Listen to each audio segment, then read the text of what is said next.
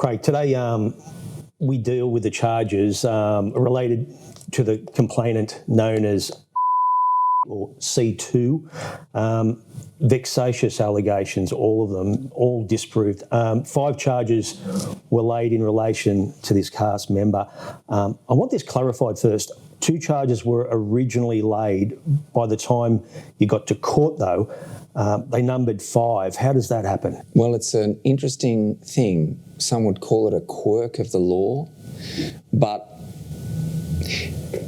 it's almost like, and to me it speaks to the fact that without evidence, without actual eyewitness accounts, they're going to hedge their bets. I mean, the prosecution. So, like beefing it up. It's like thank you. That's beefing it up. So double dipping. So, in case they can't get you on indecent assault again, because the evidence just isn't there, they'll have a crack at common assault. So all of a sudden, charges are coming along that are doubled, and then they are like, to put it in layman's terms, there'll be like levels of assault. So you might, this one thing of a wrist pinch or something, if they can't get you on, indecent assault, they'll try for these various other types of assault. So suddenly, triple dipping, quadruple dipping, call it what you will, suddenly you're facing what you thought was going to be one charge is suddenly a multiple. They seem like they were working very hard to do that. Oh, yes. Yeah, oh, yeah. If only the Victorian police worked as hard on the streets of Victoria to get rid of machete-wielding gangs doing home invasions. To me, what Vanessa mentioned just before, social, cultural movements, hashtags associated with them that start trending. It's like the court practically have a lawyer like the fictional Dennis Denuto from the movie The Castle, where he gets up and says, it's the Constitution, it's Mabo, it's justice, it's the law, it's the vibe. No, that's it, it's the vibe. It's the vibe. I even had to listen to, in court, Caney, people take the stand and go and be asked the question, did you see such and such? Yes. Are you sure you saw such and such? No. Eventually they'd be broken down and they'd have to admit, no, I didn't see such and such. So why did you claim in your statement and why did you claim to the press that you saw this? Yeah. I had a vibe. Well, a vibe just isn't enough. Do you know what I mean? To have someone's life destroyed. I had a vibe that he might have done something. So the vibe, that's interesting you use that word. Let's start with the text messages you received after the 2014 Rocky Horror Show had ended. We've actually got one on my phone here. It says, Craig, congrats on you two. Lots of love, kiss, kiss. And she replied, thank you, darling. We are positively thrilled, hoping all is well and wonderful with you. Love to Ness. Yes. What was that about? So my workmate, I had a workmate, and during the course of 2014, again, I thought we had a terrific and fun working relationship. She was engaged to a lovely fella, and I met him, got on terrifically with him. After the 2014 season, I heard on the grapevine I'd been overseas. Came back, I think I was on the Dr. Blake's set, and I heard from someone, got married. Oh, fantastic. First thing I do, as you've just read out, hey, you two, this is how wonderful, da-da-da-da-da. And she replied with that beautiful reply. So this was sent after the tour in 2014. Yes. So she did return in 2015. What about 2017? So just to be clear, yes, the text exchange happened. The text exchange happened after the 2014 season. wanted to return for 2015, but only if she got a principal role. She made that very clear. I remember having a chat to one of the producers and the director about it. And, and I was like, well, fantastic, she can step up and try whatever. The director didn't feel she was... There's no easy way to say it. It's not me. I don't call the casting shots. The bottom line is she didn't get a principal role, so she would be coming back as a member of the, if you like, the chorus again. And she wasn't happy with that. Yeah, she was pissed off. She was pissed. So she didn't come back in 2015. But yes, she re-auditioned for the 2017-18 production, which was the one that, sadly I had to stand down from. So she was there for 2014. Married to her lovely fella. We exchanged lovely text message. Didn't get a principal role for 2015. She stood her ground. The producers stood their ground. She thought they would cave. They didn't. But she came back for 2017-18. Well, at least she auditioned for it. You just explained that to me, and it was explained in court, but it wasn't explained by the press. So it's like a convenient way of saying, this is why I wasn't in the next few seasons. It was because of Craig, but really it had nothing to do with that. Nothing to do with that. In fact, as was revealed in court, when it came to the 2017-18 production, I spoke to an associate producer and the executive producer. I said, if this is going to be my last lap in Lippy, it might be fun to get the old gang back together. Meaning the whole gang. Yeah. That cast. And the EP and the associate producer said to me that they won't entertain the notion of re-employing Ms. Whelan Brown. And as for the others, they'd have to run it up the flagpole and see how the flag flies. And the director went, no. If they want to audition, they can. And did and was unsuccessful. The charge of an alleged hug on or C2, you were charged with hugging her on stage in front of everyone with a semi-erect penis. This charge is, and how it come about, absolutely laughable, extraordinary, all rolled into one. She did a few drafts for the police, which, with a statement where it was changed. And it wasn't until the third draft that she included the allegation of a semi-erect penis. Why wouldn't that have been in the first draft? It's like they moulded the sandcastle. Yeah, a little tweak here, a little tweak there. But if I was a policeman and someone's given me a first draft and then they come back with a second one, I'd be like, a third one? Get out of here.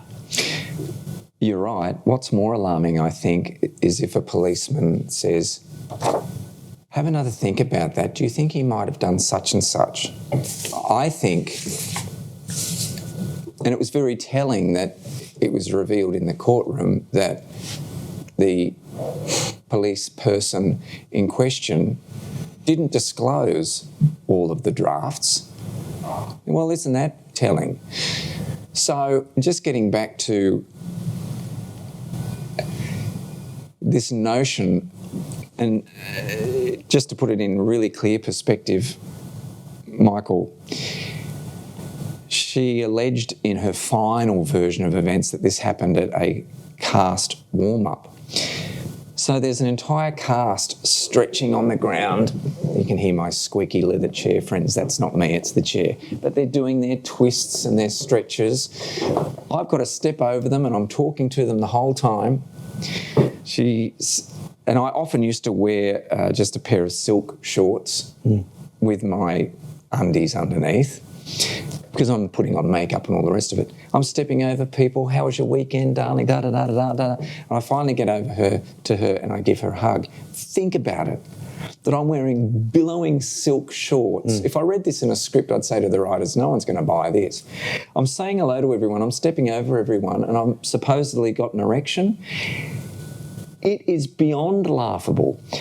Just for the record, I've never been on a stage in any performance venue anywhere in the world where I've been engaged to perform. Cruising around on stage with no undies and a stiffy. I'm sorry to speak so bluntly, but it is so preposterous and it's so deliberately ruinous.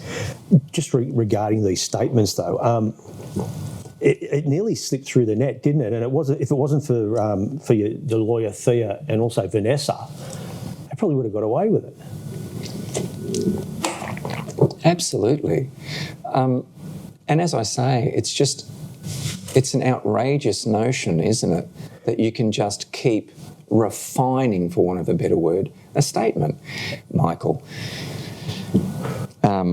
I can't mention the names of people who appeared in court, but I can mention that C2's husband appeared in court. Now, wouldn't you think if you hugged someone at work with no duds on and an erection, I mean, if you didn't scream in the moment, you've got stage management, you've got crew cleaning this. There are people right here, right here. You've got your friends stretching on the floor who can come to your aid immediately. You don't say anything. You don't say anything to your husband. And the husband's asked what about Mr. McLachlan hugging her with an erection? He goes, I never heard any such thing. Well, that was the thing too, is that to top it off, the husband's story didn't match. Didn't match. I mean, we're laughing, I know, because it's so preposterous. Yeah. Preposterous, but completely ruinous. Was there, I mean, in regards to, I suppose, obscuring the statements, was there any penalty for that? Now, that's a really good question. No. So this charge was thrown out and you were found not guilty on both charges. But what was the magistrate's ruling? Brave and honest. That comes up a lot, doesn't it? Doesn't it, though? So you can make up a story about a guy cruising around with an erection, hugging people, and that, found to be an absolute ruinous fabrication in court, but... brave and honest. It's incredible that the magistrate, Belinda Wallington, she mentioned in other rulings involving, C2, saying her credibility and reliability and the evolving state of her stories, but her love of calling these accusers brave and honest, this just never wavered, did it? No, it superseded any truth that was uncovered in court. The next one's even more of a doozy. You were charged with an onstage kiss that was actually directed in the show itself. Yes. Again, I'm sitting in a criminal courtroom charged with something that the individual who routinely played the role that C2 was understudying.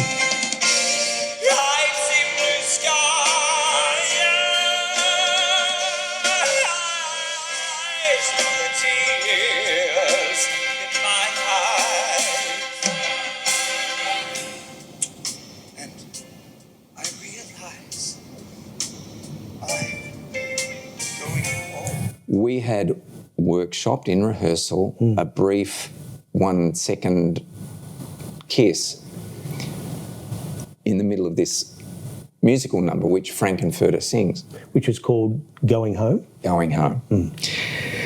So I remember being asked, how many times did you and the actress who regularly played the role, how many times would you have kissed? And I mean, I can't remember the number now. Can you believe it? It's, 12 years ago or something. But it was like 130 to 140 times over the course of that run. But I did say sometimes we didn't get our little peck in if one of us had the lurgy or if we felt like we were coming down with something. We'd say to each other before we went on, hey, I won't come in for the smooch. I'll just give you a hug tonight because I think I've got the flu. Yep. But other than that, there was a quick peck, and it was just part of the show. again. Was there any sexual intent from my friend who routinely played the role, Michael? Was she trying to crack onto me? No. Was there any sexual intent on my part trying to crack onto the actress behind the character? No. And even if there was, which there wasn't, it would have been obvious for all to see. Oh my God.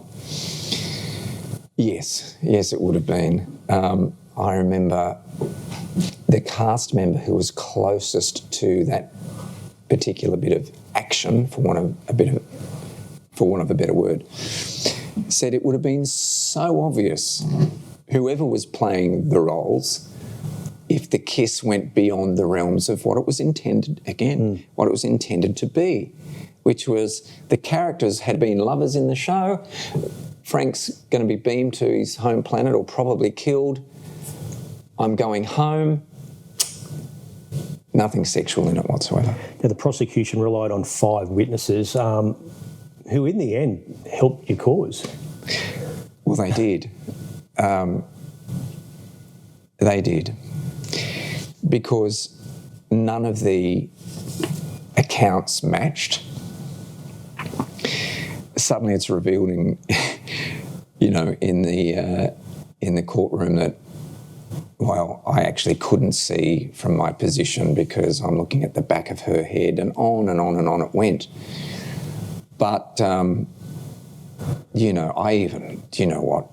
was attacked by the magistrate, which was kind of mind-blowing, to illustrate how much time there is to get a peck in. I sang a phrase from the song and clicked my finger so she had an idea that this is where it's got to happen. I've seen blue skies. I'll probably get attacked for doing it right now.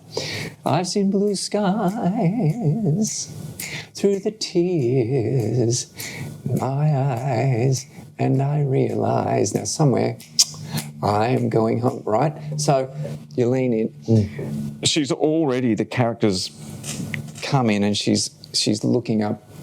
Frank's got the heels on, a little head's face is here, she's looking up, and usually when she looks up, it's timed perfectly. I only have to bend down and let her go to be in her next lighting state. It's all very technical, and I won't get into the technicalities of lighting cues and stuff, but the kiss was always there. But you just showed then how it had to be a quick peck. You did it in court, you sung, you clicked the fingers, and it didn't go down well with the magistrate. Oh, but, God, no. But to me, something like that was just plainly obvious. You had to do that to show that. Oh, yeah. I mean, I painstakingly, respectfully explained Frankenfurter's move around the stage. I have to be at key moments, at specific spots at key moments for lighting cues. The lighting cues are set. Our DOP's nodding his head. He knows all about lighting cues and musical cues. So the kiss couldn't be a pash between the two actors. Couldn't. Yeah. It had been noted in the show report, which we might talk about later. I'd have the resident director in arms. An email would go to the director in London, and he'd say, hey, Craig and whoever launched into this pash tonight. It would never happen, Michael. Well, let's talk about that show report and also archival footage as well. Ah, yes. I mean, that would have been damning if there was something untoward. Well, certainly. So the backstage report,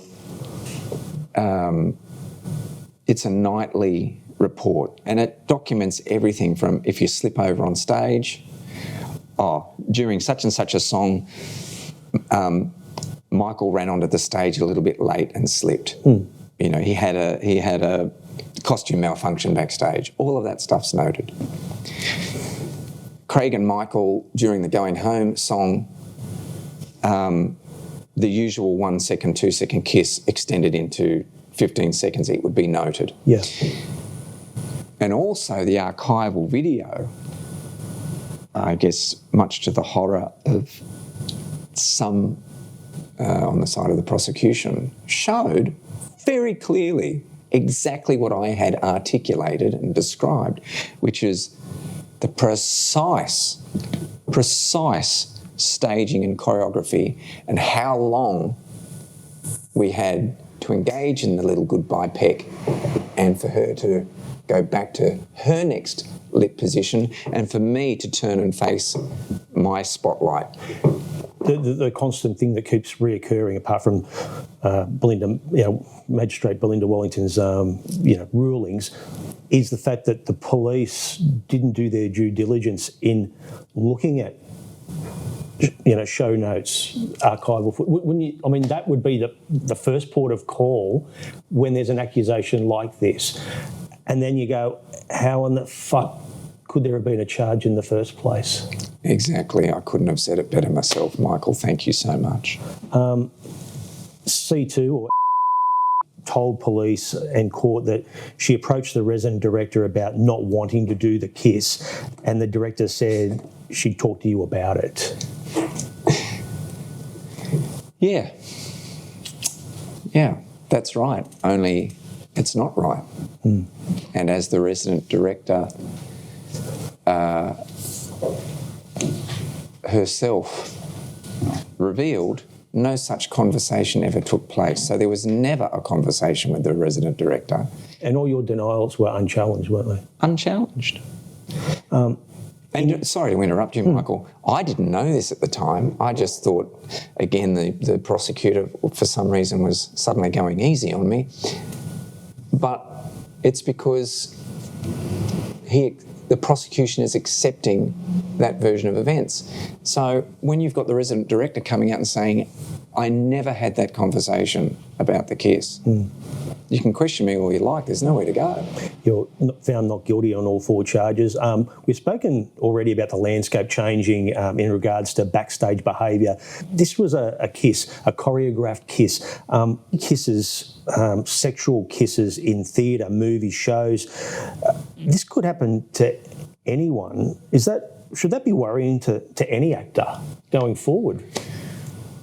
The short answer is yes. If you read the Rocky Horror Show script, in the dialogue it won't have kiss in brackets, do the kiss. Again, when you're rehearsing and you're workshopping stuff, the director makes suggestions. Sometimes actors make suggestions.